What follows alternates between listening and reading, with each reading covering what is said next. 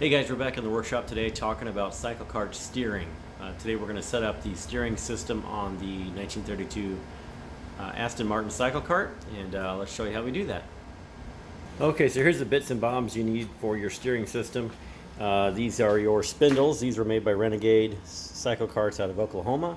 To my design, these have the kingpin inclination in them. And these are a second version, a little higher arm here. My suspension travel was a little different than normal, so had to redo these. But these are the final versions. Excited to get those put on.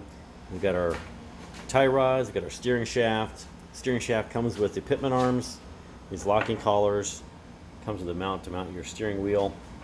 And on my other cars I've done a different system, but this one I'm using these to mount the steering column to the cart. And here's my Renegade CycleKart rear hubs. So these go along with these plates that Mark makes. These go on the outside of the wheel. And this fits on the inside of the wheel up against your brake, the factory brake system. It's not a brake, but just gives us some place to mount to. So, and the 4 bolts go through there. So we'll do that in another video, but I just want to show you what that looked like.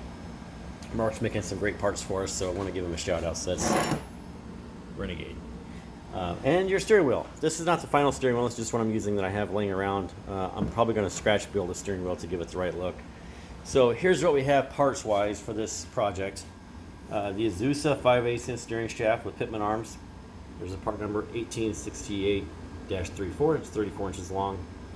The Azusa tie rods, 5/16, 24 pitch thread, 15 inches long with heim joints. There's a part number 1847-15. And the heim joints for the steering shaft, these are 3/4 inch, 3/4 inch thread. This measures 3/4 inch, and a 5/8 inch bore here for your shaft to fit through. And so when I laid this out, and I measured from the pitman arms on the spindles to the pitman arms on the steering shaft, it measures about 29.5 inches. So the original pieces were 30, these measured 30, so I had to shorten them down. I cut off an inch, so there's an inch cut off of each one. So if you could get a 13-inch piece, that might be better. This is just what happened to fit on mine. So here's all my kind of notes on removing 3.5 inches total from the entire project. So at any rate, that's what we did, and here's how I'll show you how we mounted it up to the car. Okay, so up here at the front of the chassis, I welded a 3/4 inch nut to the frame, and I drilled out the frame ahead of time so that this will fit inside there and go all the way down into the cart, so you can adjust it up and down. And there's a locking nut on there to lock it in place. So this is designed to be adjustable up and down. So depending on how you want it to go or where you want it to be, you got a little space here to work with. So anyway, so there's that. This is here to lock it in place just so it doesn't move around on you. The nice thing is this is movable. So what happens is your steering shaft is going to go through here.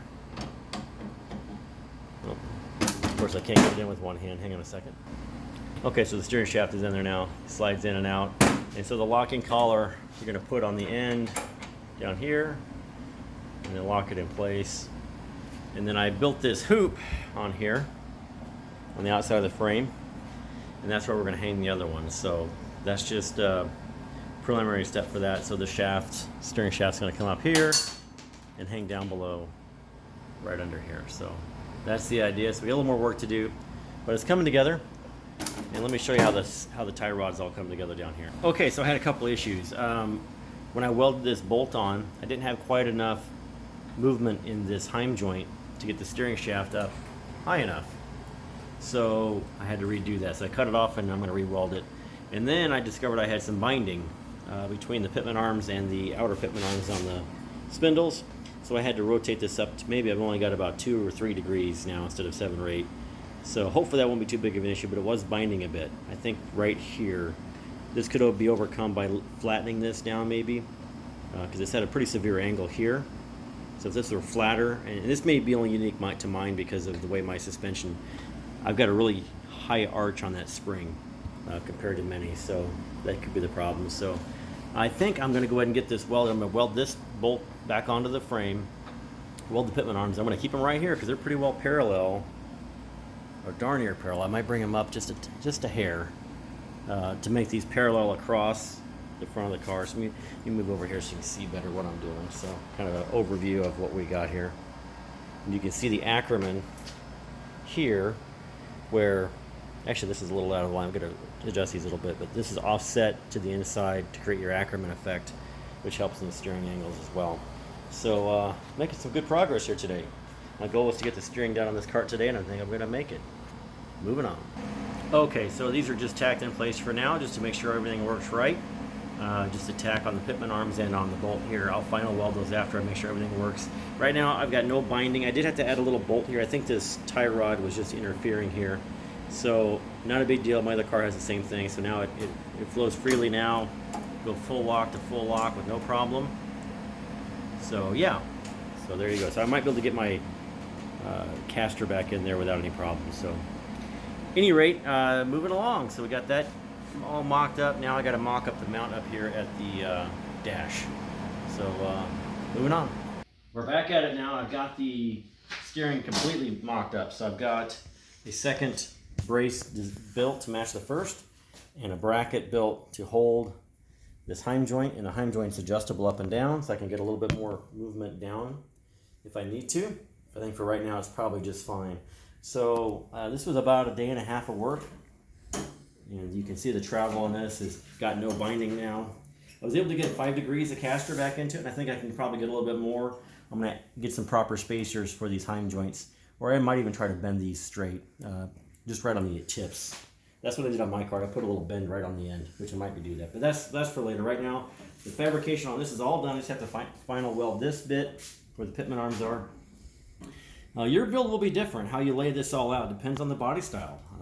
Each of my carts has got a different arrangement here because they're all different. So it really depends on what you're building and how you're going to build it, how you approach this. So this just is what worked for me on this cart. This is the Aston Martin we're building for my kid to replace the mono wasp. So a couple days I'm going to get a new master cylinder, because this master cylinder came from eBay, and probably the reason it was in a junkyard, it doesn't work.